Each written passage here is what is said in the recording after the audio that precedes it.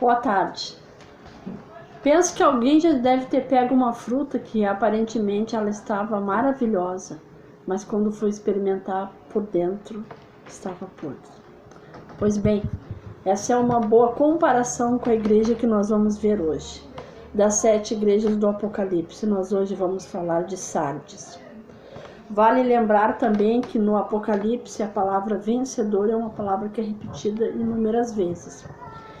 E vale lembrar também que Jesus usa o número 7, né? 7 igrejas, 7 candeeiros, que significa o número da perfeição, que encerra então em todas as coisas ali, né? Que todas as coisas estão ali presentes. Então, assim, Sardes, né? Em Apocalipse 3, de 1 a 6, a igreja de Sardes era uma igreja que ela estava localizada entre rochedos. Todas essas igrejas eram próximas, né, na Turquia. Mas de todas as igrejas do Apocalipse, todas viraram pó. Mas de Sardes restou alguma coisa. Então, um pastor estava dizendo que nas excursões dele, ele gostava de ir a uma fachada que representa bem Sardes, só que restava da igreja era uma fachada, porque o resto estava tudo destruído. E aquilo ali representa bem assim a igreja daquele local, a igreja de Sardes. Sardes significa uma pedra que brilha em contato com o corpo. Significa aqueles que escapam. Sardes tinha um lugar privilegiado geograficamente entre os rochedos. Perto havia um rio de onde eles tiravam ouro, né? Jesus então se apresenta a Sardes como aquele que tem os 7 Espíritos de Deus e as 7 estrelas. Conheço as tuas obras. E os 7 Espíritos, né? Os 7 Espíritos são, falando de, como a gente vê mais lá adiante, conhecimento, sabedoria, entendimento, conselho, Espírito do Senhor, fortaleza e temor. E Jesus mais uma vez repete a mesma coisa para todas as igrejas. Eu te conheço as tuas obras. Mas mais uma vez ele diz, né? Não tem nada na nossa vida que ele não saiba. Alguém daí eu vi falando, né? Diz assim que Deus nos fez do nada. E nós, o nada, Deus então soprou o Espírito dele em nós e nos deu o fôlego da vida. E aí ele continua dizendo, tem nomes que vives e está morto. Quem olhava de fora a igreja era como se a fama precedesse a igreja de Sardes. Olha que grande igreja, que igreja maravilhosa. Mas ela vivia de fama. Ela vivia daquilo que um dia ela quis fazer.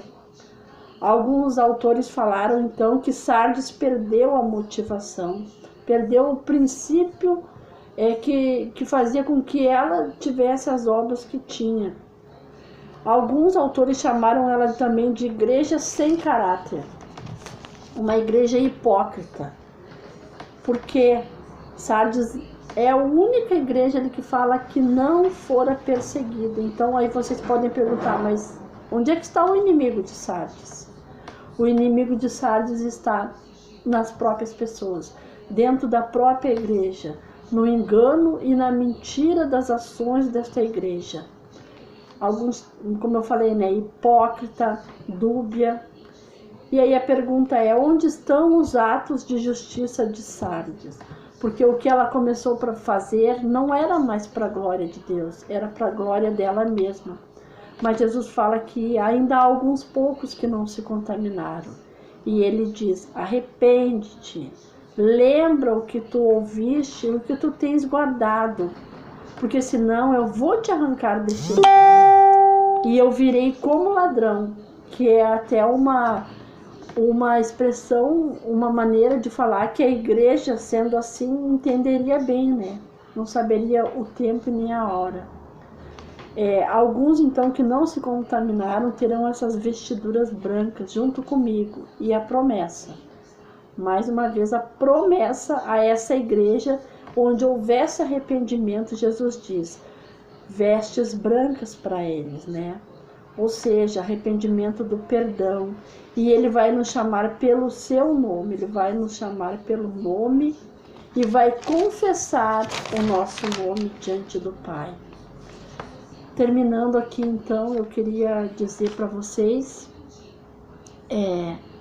o nosso nome diante do Pai é porque que diz aqui, né, o livro da vida. Então, eu vou chamar pelo teu nome, eu vou chamar Judite, eu vou chamar Melinha, né, e vai confessar o nosso nome diante do Pai.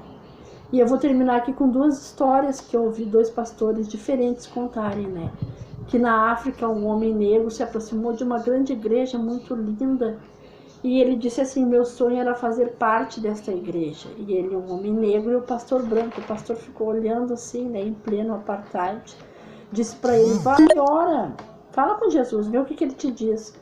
E ele nunca mais viu aquele homem, né, voltando na igreja. Aí um dia encontrou ele no mercado e o pastor disse para ele: tu orou? Aí ele disse: eu orei, pastor, e Jesus me respondeu.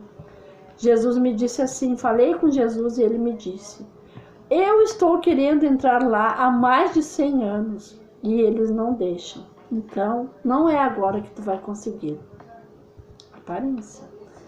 Aí uma outra história de um homem que estava desesperado, um travesti com seios e tudo, e ele estava desesperado para acabar com tudo, né? E ele ia caminhando, ele viu uma igreja lindíssima, assim, escadas de mármore, e ele ouviu uma música, e a música dizia: vem, vem para mim. Era uma música suave, doce, e aquilo foi chamando ele não queria ir, ele foi. Quando ele chegou, subiu aquelas escadas com aquela baita dificuldade, havia dois homens na porta, eles disseram: o que o senhor quer? Ele disse: não, eu ouvi essa música e queria entrar. Aí eles disseram: não, para o senhor entrar aqui, o senhor vai ter que voltar em casa e tirar essas roupas para poder estar aqui. Ele: mas eu não queria vir aqui. Por favor, não, o senhor pode ir para casa, porque desse jeito aí o senhor não vai entrar. Ele saiu ainda triste, né? Mas com a mesma intenção, né, de dar cabo à vida dele. E enquanto ele estava indo para a avenida, ele conta que aí ele viu uma casinha velha, assim, com uma pequena abertura, e ele ouviu uma música de novo. E a música dizia: tem lugar para você. E ele se aproximou, e quando ele se aproximou, ele bateu assim na porta, e a porta, abriram a porta, e uma senhora simplesinha, assim, humilde, atendeu e disse assim para ele: meu filho, seja bem-vindo, venha, aqui tem lugar para ti, Jesus está te chamando, pode vir. E abraçou ele com carinho, e ele conta que ele não lembra o que foi pregado.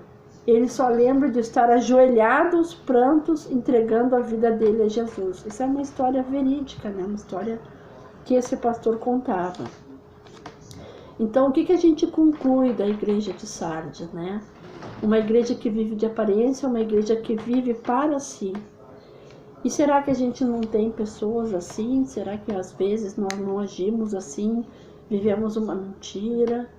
Vivemos alguma coisa assim que não é, né, agradável a Deus. Mas Jesus nos diz: meu filho, vem para a luz. E aí Deus nos trata. E eu vi assim, que dizia assim: não tenha medo de perder o que tu ganhou na mentira. 1 João 1,9: se a gente confessar os nossos pecados, Ele é fiel e justo para nos perdoar os pecados e nos purificar de toda injustiça. Amém, Jesus.